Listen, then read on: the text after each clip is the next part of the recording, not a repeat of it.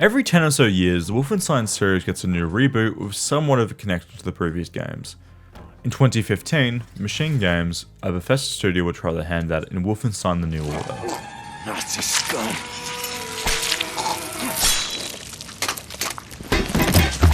Wait, sorry. There's actually a prequel that came out a year later, but everyone recommends starting with it anyway. Old Blood.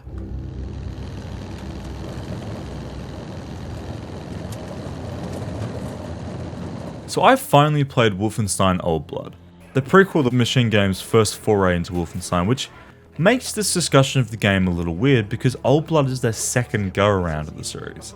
BJ and Wesley, referred to as Agent 1, are set to receive a map of the whereabouts of Death Head's compound from Holger von Snaps, who turns out to be in Castle Wolfenstein. This won't be the first time I draw parallels to 2001's Return to Castle Wolfenstein because this game is effectively that. It seems like a lot of the finer examples of the castle's design came from that game. We even have a sky car section.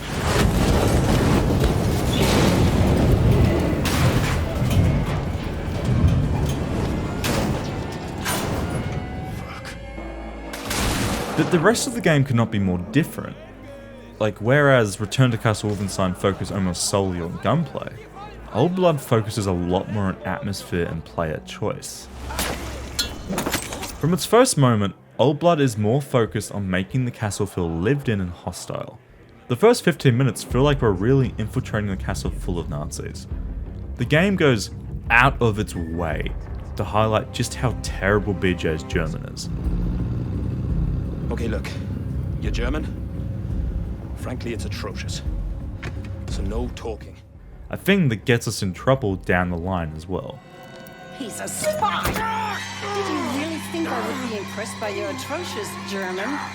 Now give me... We stand in a sky car and listen to our friend talk about why we're here, and it doesn't feel like exposition. It feels like an impassioned speech to an old friend, to someone we have history with, even if we, the player, don't actually know what that history is.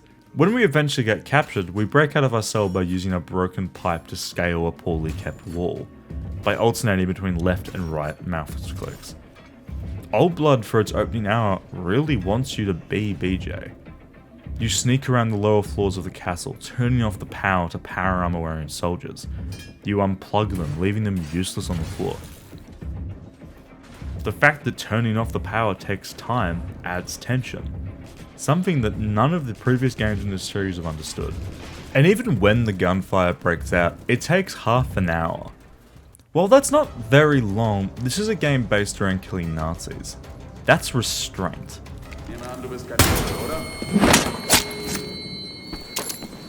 The entire first hour really just reminds me of Half-Life 1's opening hour. The calm before the storm, and then when the storm breaks, all hell breaks loose.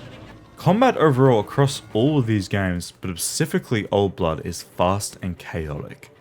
The campaign is split between two locations, and both are fairly close quarters, which I guess is a decent thing to segue us into the guns.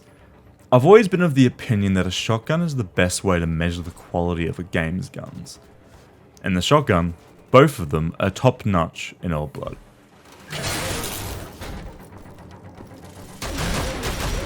The semi-automatic German shotgun tears holes through enemies and rips them limb from limb. Well, actually, all the guns do that now, now that I think about it. That's Machinegames Wolfenstein's whole thing. It's a shooter and a goddamn good one at that. Each game makes changes to the formula, but for the most part, the entire saga play mostly identical. Something that Old Blood does, which is surprising, is that it really leans into the occult far more than any of the other Machinegames entries do. The first act is about escaping the castle. The second act is about surviving a zombie invasion and receiving a folder. Jesus Christ. There's a few moments of note here though. We get to infiltrate a German pub posing as a waiter, but we get found out because again, BJ's German sucks. We spend an hour or so in a zombie-infested version of the town we just snuck through, which recontextualizes the space.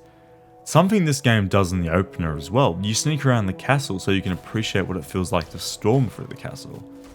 The second act is a little bit more reserved in terms of new mechanics or atmospheric moments, but it makes up for it in its combat scenarios and its high action. I mean, if you compare the bosses from the two sections, we have a guy in power armor who we fight the same way we have every other power armor soldier in the game thus far. And then the second half has us killing a massive stone golem, which also kills our Nazi antagonist. Which is poetic because golems are often accredited to Jewish folklore. Jacob Geller did an amazing video on that I recommend as well. Overall, Old Blood is great, short but sweet. I recommend it and I recommend playing it first. So by the time that the folder was passed off to command and BJ was loaded up into a plane, I was already loading up the next game, Wolfenstein: The New Order.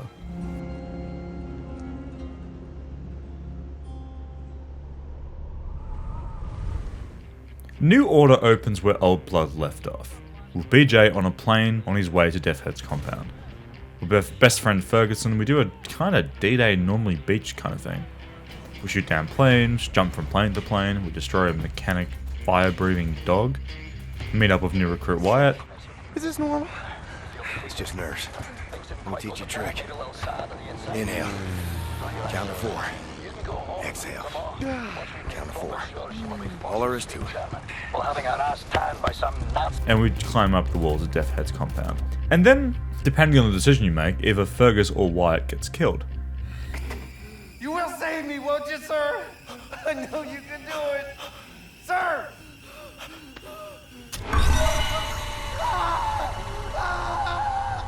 General Death's Head. Today he's teaching me a lesson. I've seen suffering and death. People maimed and tortured. Thought I'd seen it all. But I'd never seen true cruelty. Until now. Count to 4. Inhale. Count to 4. Exhale. This effectively chooses whether or not you get armor or health upgrades and what puzzle you use to unlock doors and other things. Narratively, it's who you get stuck with for the rest of the game. But regardless, we jump out of an exploding room and get trapped into the back of the head, placing us into a 14-year amnesia, leaving our body destroyed. Our every need is being cared for by our nurse Anya. We learned all of this through one of the most well-made cinematics in gaming, it oozes style.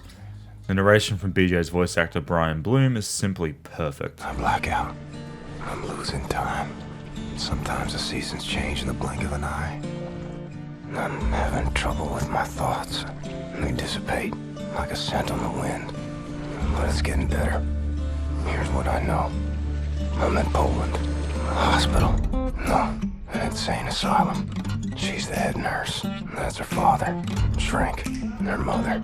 Some type of pharmacist. They run the place, I reckon. Sometimes Christmas. Sometimes birthdays. And sometimes Nazis come.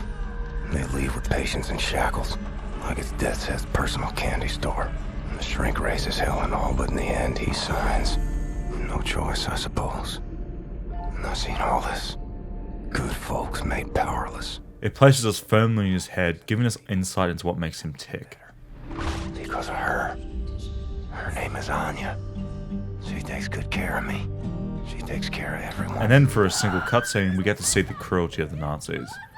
But because it's not happening to random people we don't know, but rather to other people just like BJ, we aren't as removed as it would have been. It makes it personal and it makes the climax of the scene that much more impactful.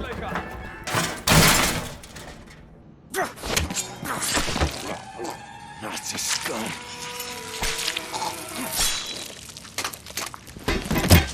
The characters and the writing is what really carries the experience. Sure, it's a solid shooter, if not one of the best on the market, but the shooting needs context and reason for it to be impactful. And that's what this series as a whole does really well. Whether or not we're rescuing old friends from a prison, experiencing the horrors of forced labour camps, or defending our loved ones from Nazis, the player needs a reason to be motivated in the shooting and in the gameplay, other than just visual and audio feedback. The New Order constantly makes the conflict personal. Rescuing old friends we know from the prologue is twofold. We know them, and we miss them as the prologue actually makes them into characters, not just another AI companion in a set piece. But it isn't all good. New Order has its share of problems. The game feels very samey over its 9 or so hour runtime. We explore the same concrete hallways. The only standouts are its first level with its D-Day-esque landing and exploration of a medieval castle. And of course we also go to a Nazi moon base, but holy fuck, there are a lot of concrete hallways. Overall, the combat scenarios are largely the same. There's no environmental stuff to interact with, there's no creativity in combat, other than what enemies you dispatch first. It's really quite basic, sadly. I do love the melee takedown animations, and I like how the weapons feel, even if the damage output seems lacking in nearly every department. My biggest gripe though is the inclusion of the laser gadget. We can use it to cut through metal fencing through metal plates, but that's really all it's ever used for. There's no creative use to it and it doesn't feel like it belongs in the game. New Order is fast paced, but this slows it right down. Something they seem to be aware of, because on one level, Anya just sends us audio logs to listen to, but the thing is, you have to go into a menu to play them. So this breaks the pacing, but it's obviously important because she keeps sending them to us. I mean, come on, there's 24 of them and they're very important in understanding her character. But why would you go into a separate menu to listen to them? That's just stupid. But, I don't know, I would like to finish New Order on a high note. BJ is a brilliant protagonist.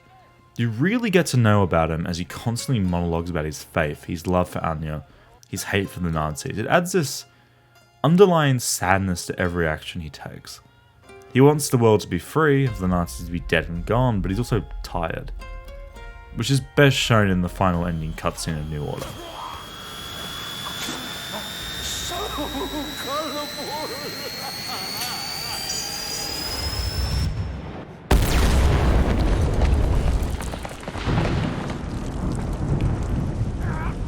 Oscords, we're in possession. The nuclear cannon is armed. Am I clear to fire?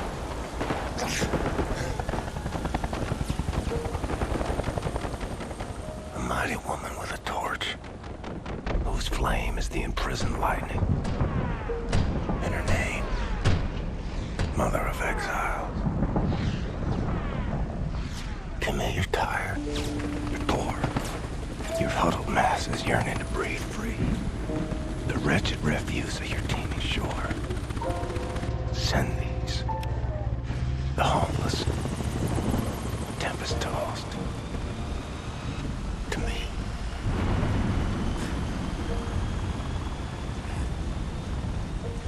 Blasco, do you read? Am I clear to fire? You're clear. So when the credits rolled, I immediately booted up the new Colossus.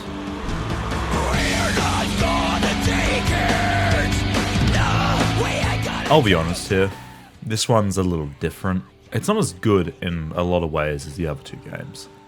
But much like the previous two games, Colossus takes place immediately after New Order, with BJ being held together by duct tape and bleeding out as his loved ones and allies try to keep him alive long enough to get more blood on him. But due to his injuries, he's fading in and out of consciousness while remembering his childhood, his mother's caring nature and his father's anger. We get to see the events that shaped BJ into the person he is. His dad is a sexist, a racist, and an all-round bad person. So BJ isn't that. Simple and effective.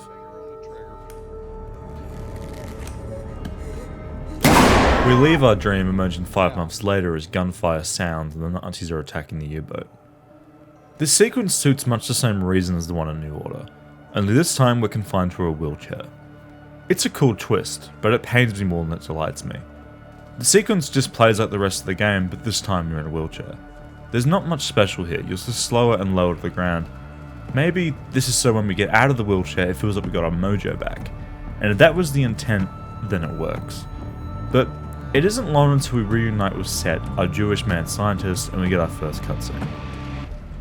There we go.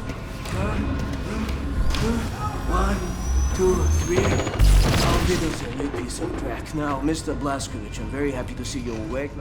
You know how long you've been in bed? 5 months. Your body is broken. You understand? Your kidneys are failing.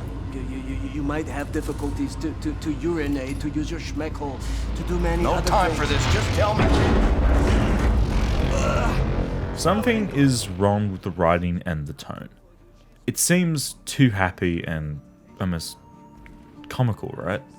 Like, Set is completely removed from the fact that Nazis are just blowing up behind him, or that we're being invaded. Like, it doesn't jive with what we just did in gameplay. This tonal shift is so sharp and violent you could break your neck on it. And it only gets worse. This game cannot decide what it wants to be. Where the previous two titles understood what they wanted to show, this one just doesn't. For reference, this game came out in 2017. What happened in 2016? The American election that put Trump on the Oval Office. So yeah, this game is kinda about that in a meta-narrative sense. There's a lot of white nationalism, anti-communism, and stuff like that. And yes, Nazis are all about that and more, but bear with me. This game showcases the stuff in the most poorly written way possible. It's treated like a joke, like a punchline, underwritten and tonally mismanaged. Like shortly after this cutscene, Caroline, basically BJ's best friend, gets killed. You're just another...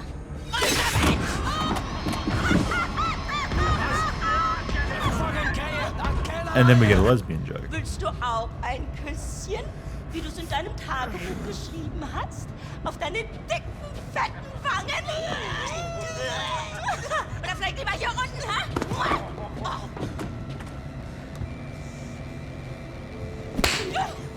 And by the time we get to the next cutscene, we've forgotten that Caroline matters to the story. And then we get reminded by that cutscene, and then we forget because the next cutscene has a monkey with a cat's head. And really, really soon after that, Caroline's entire existence is forgotten because we get to replace her. But that cutscene meeting her replacement is one of the worst examples in the whole game. So let's talk about it for a little while. Early in the game, we meet up with another resistance cell headed by a black woman called Sister Grace. Because sure, we're still doing the whole sister jazz soul thing for black women. And then we have a guy called Super Spesh. We get a grenade pull in this, but it's just a dud. It's just a dud. Oh, bitch got a sick sense of humor. And then we talk about the effects of nuclear winter. You were here when the bomb hit? Yeah, I was. I survived relatively unscathed because I was on the ground at the time. When I came up, looked like a vision out of Dante's Inferno, you know what I'm saying? And the heat from the bomb had melted the skin on his arms and they just drooped. She was crawling to get to him. And the half of her body was all gone.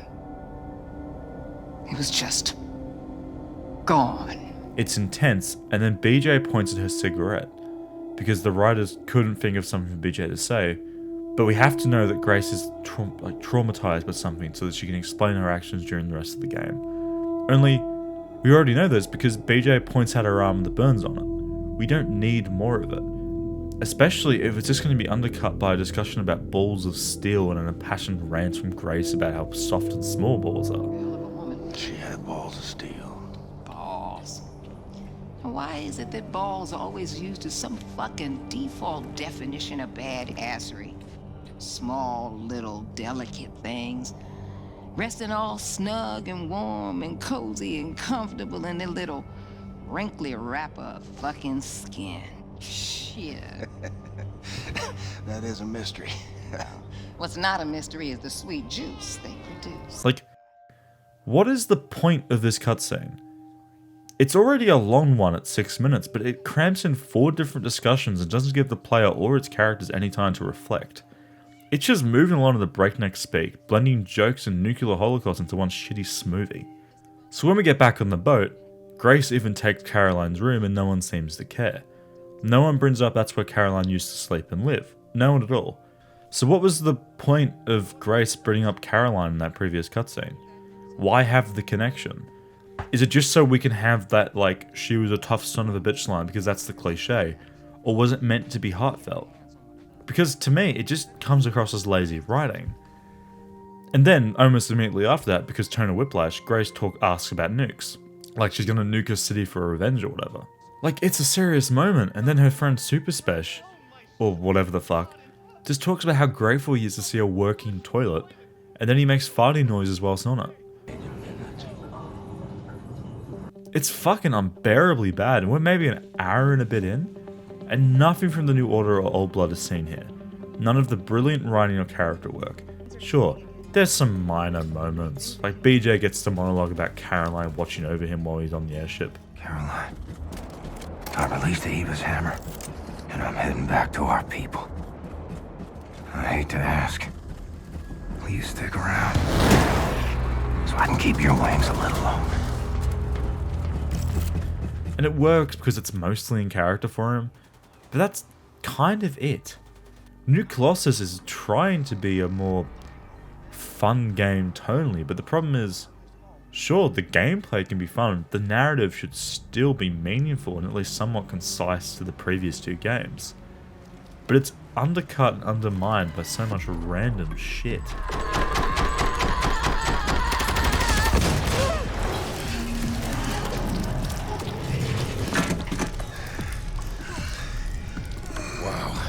Even when you have engaging, well-written, well-made character moments, like when BJ confronts his abusive Nazi-loving father, it immediately just moves on to the next action beat. There's no time to reflect.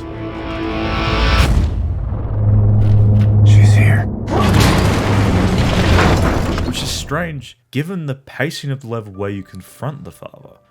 We get to wander around the ruins of BJ's childhood home, collecting letters and experiencing memories of his first love. You can do this for a dozen or so minutes. It's the quietest moment in the game. Even confronting BJ's dad is fairly quiet. But it all goes away when Frau Engel, the game's antagonist, just reappears in a fucking giant airship, picks up BJ's house, and then, you know, like, where's the time for reflection? Isn't that what this mission should have been about? It would have been more interesting if BJ left the house, and then the Nazis took the house, but he went, fuck, I don't want to take that because that's like a reminder of my mother or something, right? And this is a motif they even used later, which takes me to this game's weirdest moment. BJ is slowly fading over the course of the entire game. His body can't keep up anymore, it's destroyed and needs to die. So there's this expectation the entire game that BJ won't make it out of this alive.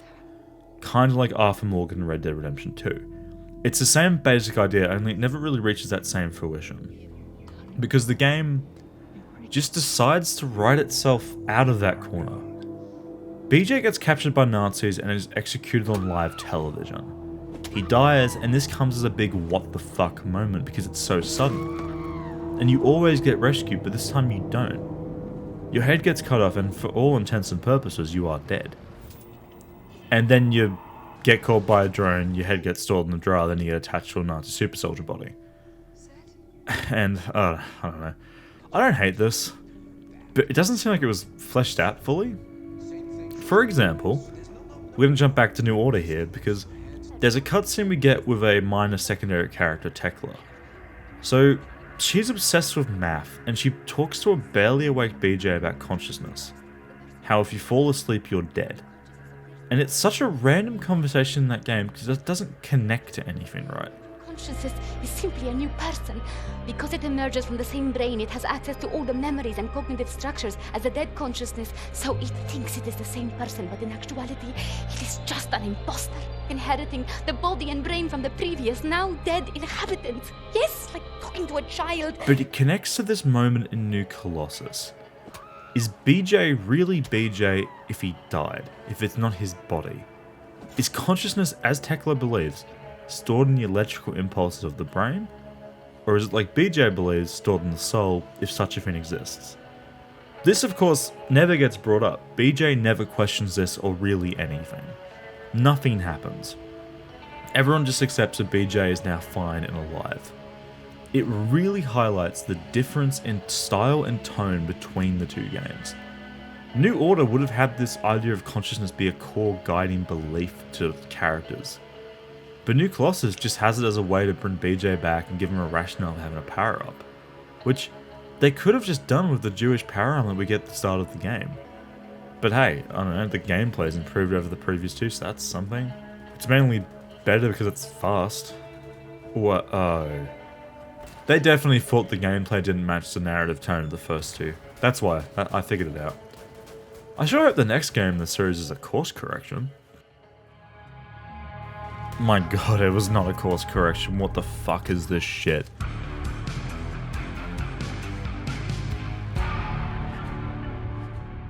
Before I could even play Wolfenstein Youngblood in co-op, which is the intended experience, I had to invite my sister to play co-op. So, I had to log into my Bethesda account. But because I'd already linked my Bethesda account to my Microsoft account, because we're using Game Pass to play this, we were both signed into the same Bethesda account because she uses my Microsoft account for Game Pass. Meaning that we couldn't play together, so we sent emails to support and we're yet to hear back. So I couldn't be fucked waiting, so I bought the game on Steam. Are you moving? Oh, you're in the floor? Copy that, Abster. Oh no, it's having connection issues again. Ah! The connection to Steam has been lost. What the fuck? And guess what? We could play the game for all of 5 seconds before one of us gets disconnected. And the funny part was, I was watching the cutscenes and she just saw like a black screen for 10 minutes. That's kind of fucked. Spacebar. You have antibiotics, Jack? Skip it! I've skipped it. I'm waiting for a player. Oh my god. So, yeah, I'm waiting for other players as well. This cutscene, by the way, is like 7 minutes long. Oh my god. Connection to Steam has been lost. But what I don't get is we're not. The multiplayer's not running through Steam. What the fuck? What? Wolfenstein, Youngblood. Huh? The title screen sequence. The sweet Texas. Oh my god. What? Oh, I'm in. Oh, welcome to the game, by the way. The connection to Steam has been lost. Seriously? The connection to Steam has been lost. What the fuck? According to Reddit, the Buddy Pass, the thing that lets you play with a friend that doesn't have the game, is broken, because of course it is. So I handed my credit card over to her to buy the game, and even her having a copy of the game didn't work. Can you, like, get in the game? We tried everything. So here I am, playing a co-op game in single player. So yeah, thanks Bethesda for releasing the game that people can't even play in the intended way. This is not an issue exclusive to us, by the way. Heaps of people complaining about it and nothing has been fixed. So get fucked, Bethesda. So how's the game? Well, it's complicated. On one hand, it has the best level flow and design of any Wolfenstein game, because the level flow and design was done by Arcane, the same people who did Dishonored, Prey, Deathloop, and that upcoming survival horror vampire shooter thing. So I kinda knew it was going to be a different kind of game. It's not an immersive sim, like it's far from it, but the level design is drastically different from previous games in the series. Well, it actually kind of shares a lot with Raven Software's 2009 attempt. The game is based around a central hub, much like the previous games. We go there to talk to characters, get missions, but this time, there's side missions that take us to the game's various zones within Paris. These zones are all different, some are upper class, some are war zones, and they look great. There's heaps of ways to navigate them, but the real problem is, they are designed to facilitate as many side missions as possible. They are effectively corridors with doors on the side that lead to side mission locations, and these little locations get reused constantly, sometimes minutes apart from each other. So you get really tired of killing a base full of enemies and then coming back a minute later and it's full again. It's a problem that is never solved in Youngblood, not fully anyway. The most enjoyable parts of Youngblood are the Brother Towers. These are effectively the only places that aren't designed to be used for both main and side content. They are fully scripted, fully realized, and fully planned for a linear one-off encounter. There's plenty of ways to enter them, plenty of ways to navigate once inside of them, vantage points and heaps of cover to stealth around. It's great. This is where the game gets elevated above shooty level grind RPG and becomes a really well designed shooter. But on that note, let's talk about that RPG grindfest that everyone criticized at launch. Is it really that bad? Yes. You could easily play through the game, doing some side missions here and there, and you would have more than enough money to upgrade everything you want. The game is super generous with the amount of XP and money you get, so it's not that bad, right? But the game does overflow you with side missions and pop-up side missions, so it feels like you should do them because that's what you did in the previous games. But here, most of them are disconnected from the main story. Some of them, granted, do unlock alternate paths for the Brother Towers, but they never really make a massive change. You enter through the sewers as opposed to the front door. That kind of thing. I recommend just doing side content when the game gets difficult and dropping them when you're comfortable. In terms of upgrades though, you have your generic more HP, more armor, get more ammo off of enemies, deal more damage. But then you also have upgrades that let you pick up heavy weapons or even store them in your inventory and upgrade them much like the other weapons in the game.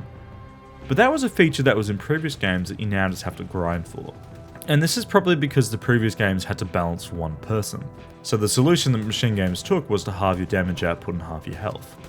While enemies just do more damage and get more health.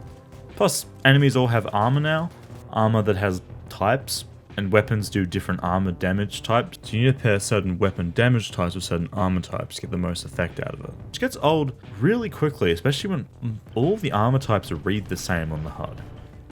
I really should have known that as soon as I saw the enemies had levels and health bars that this game was going to be a bit iffy for me. Like, it never feels like the game gets easier as you and the enemies scale on pretty much the same curve. It leaves the game feeling very samey from start to finish. And that sucks.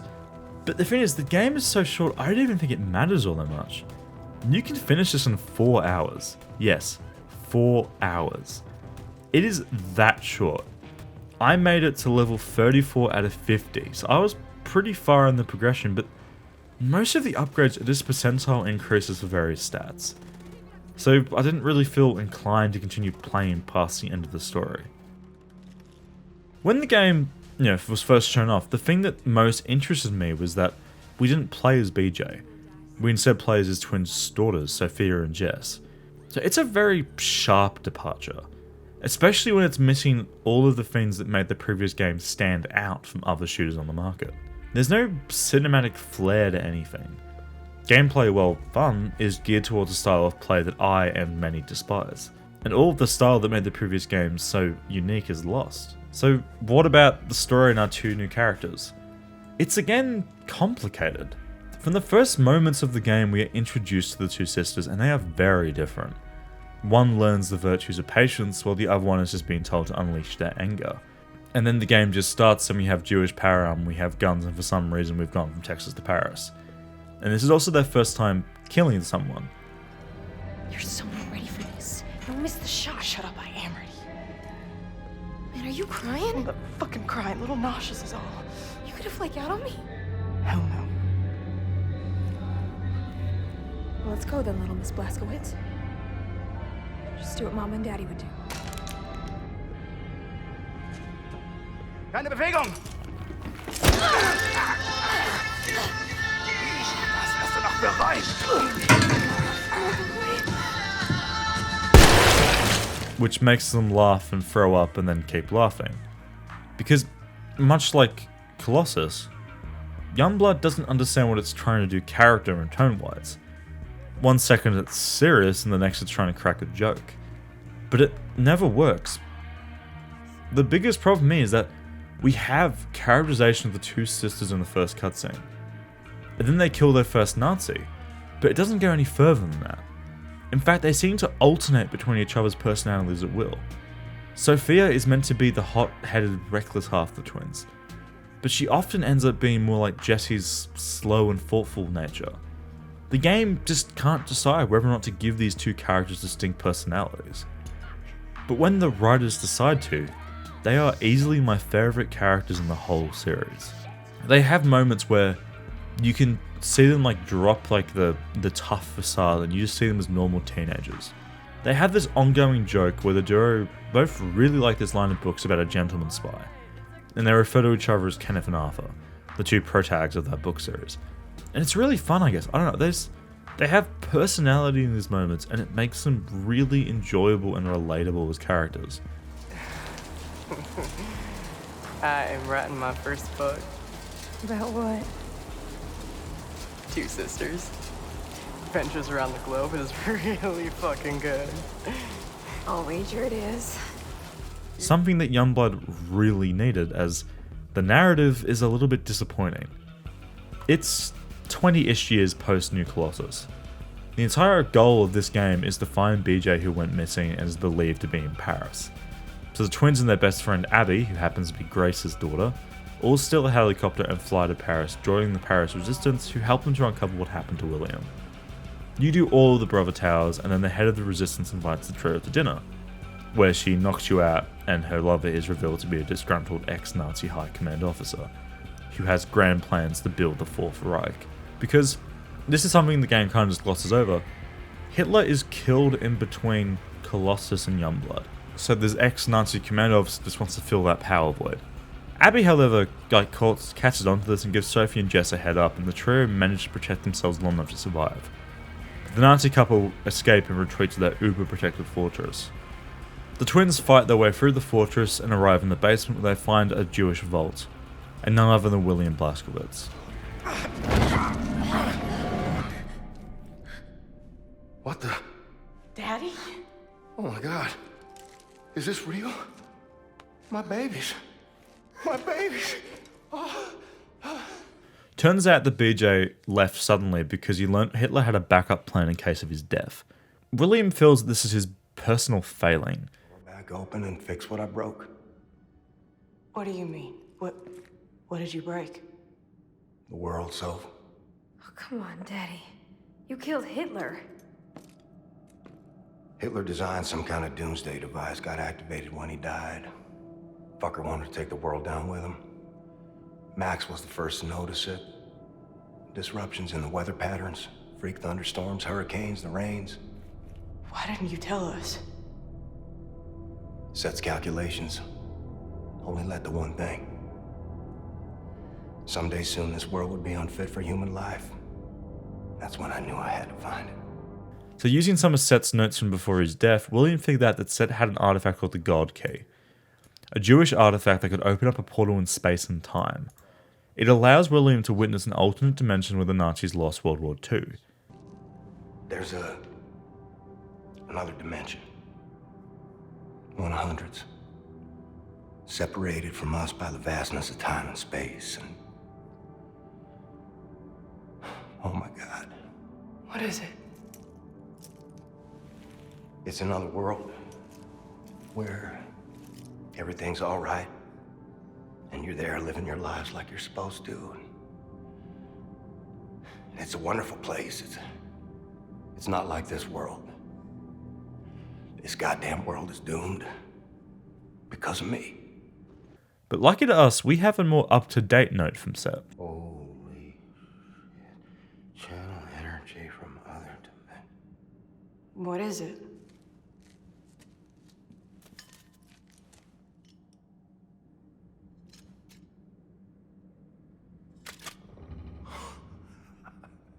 Jess, come here.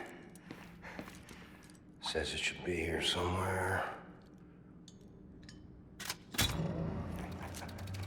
What the hell is going on? I'm getting you ready to mess up some Nazis real good, honey. Real good. But because this is a spin-off, we won't get to fix it in this game, so let's not even worry about it. We kill the big bad, and Anya, BJ, and Grace are off to gather their allies for one last push against the Nazis, while the twins and Abby stay in Paris to defend it from the incoming Third Reich counterattack. And then the game ends. I have to say, I have a bit of a soft spot for these games. I think they're great. But it's interesting to me that the best two are the first two, and whether or not that's because they ran out of ideas, or because they were made in somewhat of a vacuum, free of expectations or market analysis. I don't know. But I find myself playing through all four of them whenever I set out just to play the first two. And if that doesn't speak to the series' quality, I don't know what will. Sure, the series has, some ups and downs. It is objectively true that Old Blood and New Order are leaps and bounds more concise and concrete in presentation and delivery, especially when compared to New Colossus and Youngblood. But these two aren't bad games either. They're enjoyable but flawed. Something that I would lobby against even the most well-received games. The Machinegames Wolfenstein series has one of the most well-written and well-made protagonists in video games. While he might not reach the height of Arthur Morgan, Vito Scaletta, or Harry Dubois, he definitely gets close. BJ's story is one of never-ending will. His body may be broken, but he doesn't give up. And I think that's why I love this series so much. It has its ups and downs, but it's 4 games of solid gameplay. and with characters that are charming and have depth. So I look very forward to the next game in the series, and I hope it can amaze me what the last 4 have.